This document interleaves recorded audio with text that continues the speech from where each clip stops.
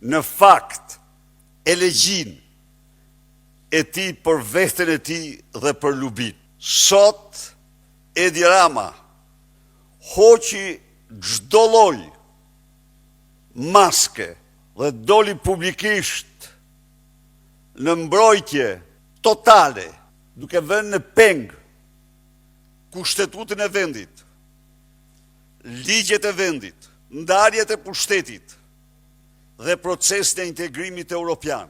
Edi Rama ju tha shqiptarëve sot se Belinda Balluku është e paprekshme, se skapi është një zero me bisht, se drejtësia nuk ekziston dhe se ai nuk ka ndërmend të përfill asgjë nga kushtetuta dhe ligjet e vendit. Ai mbori në mbrojtje totale veten e tij, sepse de facto Lubia nuk ka qenë asgjë tjetër, veç se noterja apo regjistruesja e të gjitha vjedhjeve 25 vjeçare të këtij kryehajduti.